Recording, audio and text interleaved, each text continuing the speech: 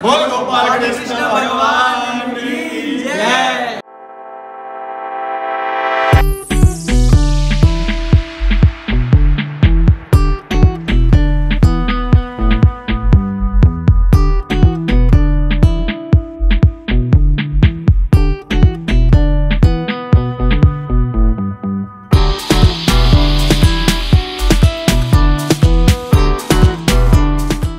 आप सभी को जय Dwarkadhish. Welcome to another video of Gujarat series. और आज हम आ चुके हैं इंडिया के सबसे one of the last point पर, जो है द्वारका शहर गुजरात में। और कल हम लोग चले थे स्टैचू ऑफ यूनिटी से द्वारका के लिए। काफ़ी लंबी जर्नी थी, 10-11 घंटे की जर्नी थी। तो वो ख़त्म करके हम रात तक ही आए, तो कल हम कहीं घूमने जा नहीं पाए।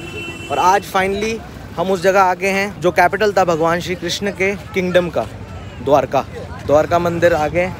और यहाँ पार्किंग वगैरह में गाड़ी लगा दी है। द्वारकाधीश टेम्पल से हम तकरीबन समझ लीजिए 7 से 8 किलोमीटर दूर एक रिसोर्ट में रुके हुए हैं। काफ़ी सस्ता रिसोर्ट पड़ा, बट काफ़ी अच्छी फैसिलिटीज़ हैं। और अंदर भी मेन सिटी में भी काफ़ी होटल्स आपको मिल जाएंगे। तो ये देखो पीछे आ गया द्वारकाधीश।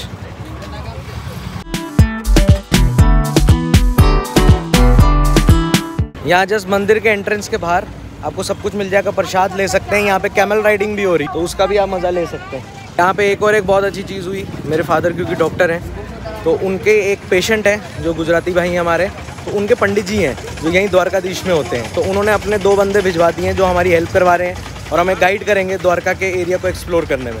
तो अच्छी चीज़ है। ये देखो ये भाई हैं साथ में जो दिखा रहे हैं हमें।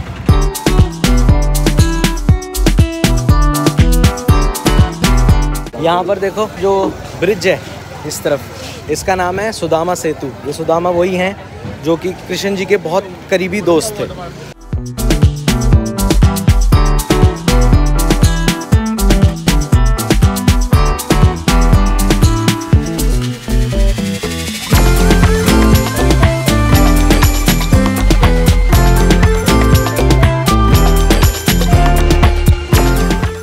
भाई यहाँ पे सॉरी मैं आप लोगों को नहीं दिखा पाऊँगा क्योंकि यहाँ पर कुछ भी अलाउड नहीं है अंदर। हम सिर्फ बाहर से ही द्वारकाधीश के दर्शन कर सकते हैं क्योंकि अंदर सिक्योरिटी बहुत है। तो मैं अंदर का शूट नहीं कर सकता, लेकिन बाहर से आपको दूसरी तरफ से दिखा सकता हूँ। दूसरी साइड से देख सकते हैं ना, बाहर के दूसरी साइड से द्वारका का अगर वीडियो वगैरह लेना हो तो। हाँ ठीक है, चलो ठीक है। अभी हम रख रहे हैं अपना सामान वगैरह और फिर बाद में मिलते हैं।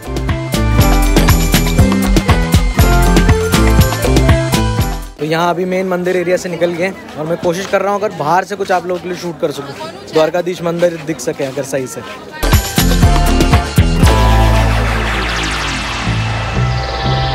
इस द्वारकाधीश मंदिर की सिग्निफिकेंस बोलें या क्यों ये इतना फेमस है, वो ये है क्योंकि 4 धाम में से एक धाम है द्वारकाधीश। ये जो मंदिर है ये 5500 साल पुराना है।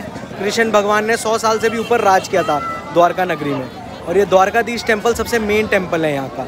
यहाँ पर जो ऊपर ध्वज है, जो फ्लैग है, वो दिन में 6 बार बदला जाता है। और जो फ्लैग है वो जितने कोई आते हैं श्रद्धालु, वो अपने में से एक परिवार को मिनिमम आप समझ लीजिए 2 लाख रुपए तक देना पड़ता है इस फ्लैग के लिए।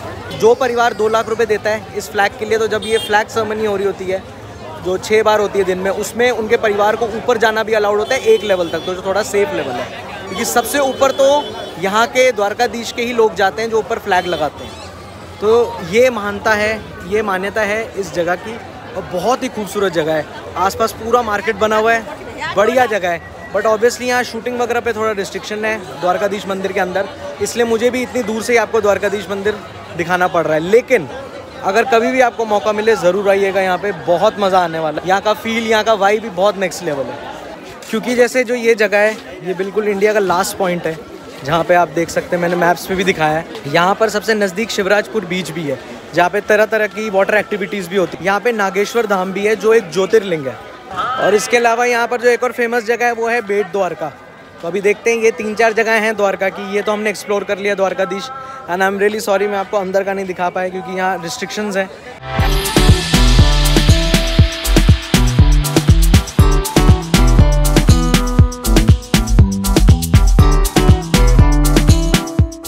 यहाँ पे पीछे आप जैसे देख सकते हैं 50 रुपये की ये कैमल राइड भी होती है यहाँ पर, क्योंकि कच्छ के रेगिस्तान में गुजरात में भी कैमल्स वगैरह चलते हैं। तो कैमल सिर्फ राजस्थान में फेमस नहीं है, कैमल्स यहाँ गुजरात में भी फेमस है।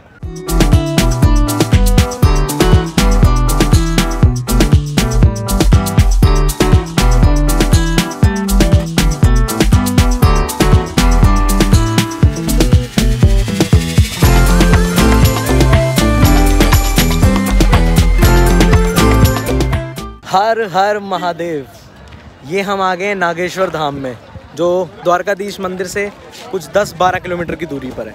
और ये एक ज्योतिर्लिंग है। जैसे आपको पता होगा पूरे हिंदुस्तान में, भारत में 12 ज्योतिर्लिंग, ये 12 ज्योतिर्लिंग में से 2 ज्योतिर्लिंग यहाँ गुजरात में हैं और हम दोनों जाने वाले हैं। ये नागेश्वर धाम जो कि द्वारका में है, और दूसरा है सोमनाथ जो हम इसके बाद ट्रिप पर जाएंगे।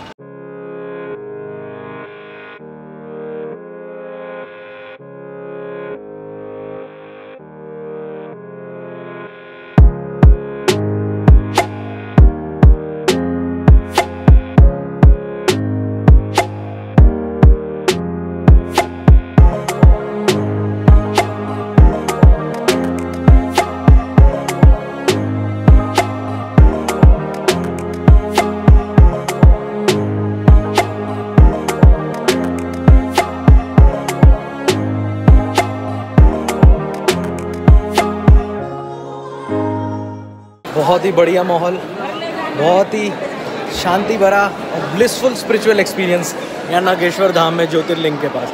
यहाँ पर क्या है, यहाँ पे 2 लाइन्स बनी हुई हैं। एक लाइन है जिससे जिन लोगों को पूजा करनी है वो जा सकते हैं पूजा करने के लिए, जिनको नीचे ज्योतिर्लिंग के पास ले जाया जाता है, शिवलिंग के पास ले जाया जाता है जहाँ पे मत्था टेका जाता है। और उसके बाद जो दूसरी लाइन है वहाँ पर आप दर्शन कर सकते हैं, सिर्फ दर्शन करके आप बाहर निकल सकते हैं। और इस जगह की खासियत ये है कि यहाँ पर शिव और पार्वती जी दोनों नाग और नागिन के रूप में पूजे जाते हैं। और इससे पूजा करने से ये चीज़ होती है कि हमारी लाइफ लॉन्ग होती है, और कोई भी अगर हमारे ऊपर अकाल मृत्यु का साया हो गया, अनटाइमली डेथ होने का अगर हमारा कुछ लक या डेस्टिनी बनी हो तो वो टल जाती है इस जगह से।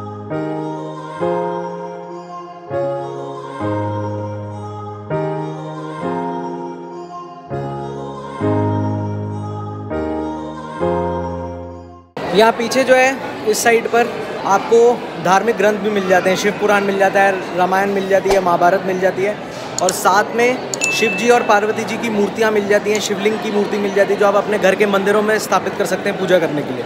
तो ये एक ही हॉल में इन्होंने सब कुछ बनाया हुआ है, बहुत अच्छी चीज़ है।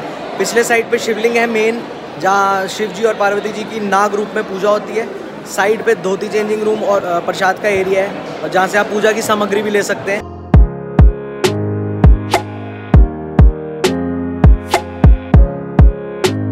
यहाँ पीछे गंगा का पानी भी है जिसको आप छूकर उससे आशीर्वाद ले सकते हैं, अपने बॉडी पे लगा सकते हैं उसका आशीर्वाद लेने के लिए, जो आता है सीधा गौमुख से। गौमुख है वो जगह जैसे गंगा ओरिजिनेट होती है, ये उत्तराखंड में आती है।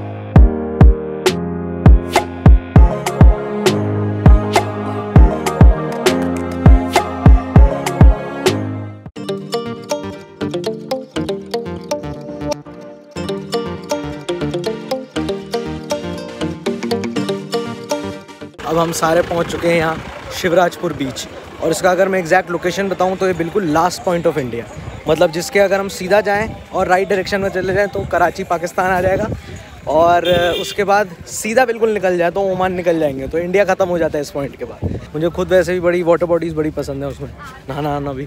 देखते हैं यहाँ पर वाटर स्पोर्ट्स भी होते हैं। तो अभी ये भाई मिले जो हमें वाटर स्पोर्ट्स का बता रहे हैं। क्या नाम है भाई आपका? आशा भाई है।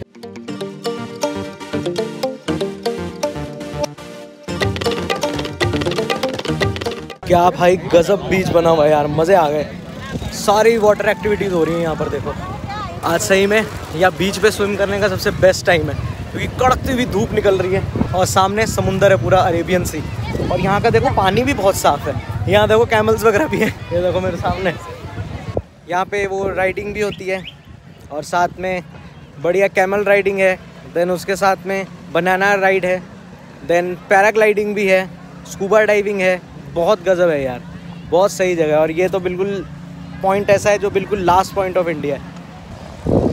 चलो भाई, फैमिली वाले सारे बैठ गए उधर, और मैं जा रहा हूँ समुद्र में एक डिप तो लें, बाद में करते रहेंगे वाटर स्पोर्ट्स, लेकिन पहले साफ़ पानी का मज़ा तो लें।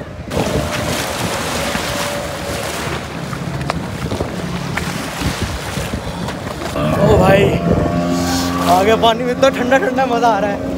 धूप है कड़कती हुई और पानी ठंडा ठंडा, तो बहुत मज़ेदार।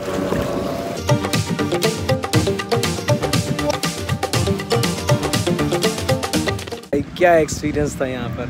आज मैंने लाइफ में फर्स्ट टाइम स्कूबा डाइविंग की एंड इट वाज मैजिकल। मतलब स्नॉर्कलिंग तो मैंने की हुई है, आपने देखा है मेरी वीडियोस में, मालदीव्स में की है मैंने, बट यहाँ पर फर्स्ट टाइम मैंने स्कूबा डाइविंग की अपने देश भारत में। भाई बहुत गजब एक्सपीरियंस है, मतलब स्नॉर्कलिंग से 10 गुना ज़्यादा, पूरा आराम से नीचे जाके एक बहुत ही पीसफुल एक्सपीरियंस है। बस मेन चीज़ होता है कि आपको सांस लेना आना चाहिए और छोड़ना आना चाहिए, जो सिर्फ मुंह से करना होता है, नाक से नहीं लेना होता, ना छोड़ना होता है।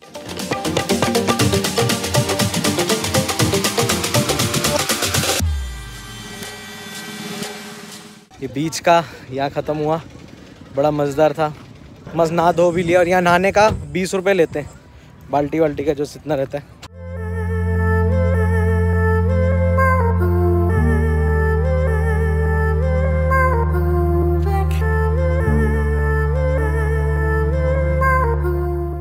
हम लोग आ चुके हैं बेट द्वारका। बेट द्वारका एक ऐसी जगह है जो मेन द्वारका कोस्ट या मेन इंडियन कोस्ट से ऑफ होके एक छोटा सा आइलैंड है।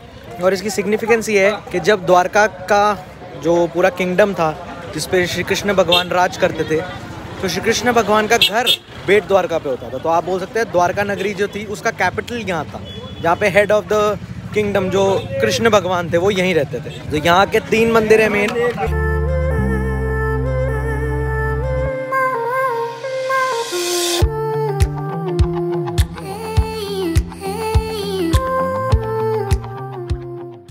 यहाँ पे भी भाई ये चीज़ है कि यहाँ पे भी शूट नहीं कर सकते हम, गाय आ रही है पीछे। और इस जगह का ये चीज़ है कि यहाँ पर आपको एक लेवल तक ही गाड़ी लाना अलाउड होता है, उसके बाद आपको ऑटोज़ वगैरह करके आना होता है। और हमने जैसे एक ऑटो कर लिया 500 रुपीज़ में, हम 8 लोग हैं क्योंकि मेरी मामा की फैमिली ने भी ज्वाइन कर लिया हमें, तो हम सब मिल के जा रहे हैं। और वो उसने 500 रुपीज़ चार्ज कर रहा है। 3 मेन मंदिर घुमाएगा बेट द्वारका के और फिर हमें पार्किंग एरिया में छोड़ देगा। अभी देखते हैं कितना टाइम लगता है। अभी हम पहले मंदिर में पहुंच गए, लेकिन यहाँ पर भी हम फ़ोन्स वगैरह नहीं ले जा सकते।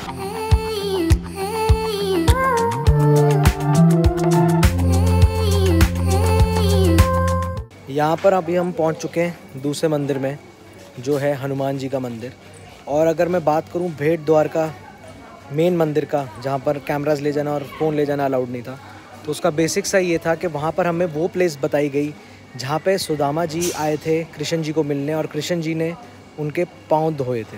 कि बेट द्वारका इस जगह का नाम इसलिए भी रखा गया है क्योंकि जब सुदामा जी आए थे, सुदामा जी एक बहुत गरीब ब्राह्मण थे जो बेस्ट फ्रेंड थे कृष्ण भगवान। और वो जब वो उन्हें मिलने आए, जब कृष्ण जी राजा थे यहाँ द्वारका नगरी के, तो तब वो क्योंकि गरीब बहुत है तो कुछ ला नहीं सकते थे, लेकिन क्योंकि वो कृष्ण जी की तरफ उनको इतना प्यार था, वो उनके लिए 3 मुट्ठी चावल की भेंट लाए थे। भेंट मतलब हुआ कुछ चढ़ावा या कुछ देने के लिए, एक गिफ्ट तरीके से उनके लिए लाए थे, इसलिए इस जगह का नाम बेट द्वारका पड़ा है। और हमने एग्जैक्ट वो स्पॉट देखा जहाँ पर श्री कृष्ण भगवान ने खुद सुदामा जी को बिठाकर उनके चरण धोए थे। तो ये बहुत ही मज़ेदार जगह थी, लेकिन हम शूट नहीं कर सकते। और मुझे लगता है कहीं ना कहीं ठीक भी है, क्योंकि कभी कभार ऐसी जगहों पे जाके लोग इसे फ़ोटोज़ की जगह बना देते हैं, सेल्फीज़ की जगह बना देते हैं, और वो जो सैंटिटी होती है उस जगह की वो ख़राब हो जाती है। अब ये आगे हम हनुमान मंदिर यहाँ पर, और इसके बाद एक लास्ट मंदिर रहेगा, और उसके बाद ये ट्रिप द्वारका का हम यहीं ख़त्म कर लेंगे।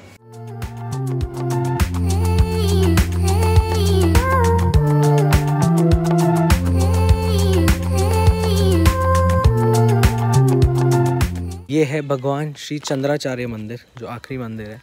और ये बिल्कुल ऐसे डेजर्टेड मंदिर बना हुआ है, क्योंकि यहाँ पे कोई भी नहीं है, ना कोई पुजारी है, ना कोई केयर टेकर है। जिस टाइम पर हम आए हैं, अभी 8 सवा 8 हो रहे हैं, तो हम लोग तो जाने वाले थे, लेकिन हम लोग का मंदिर आ गए तो माथा टेक कर ही जाते हैं।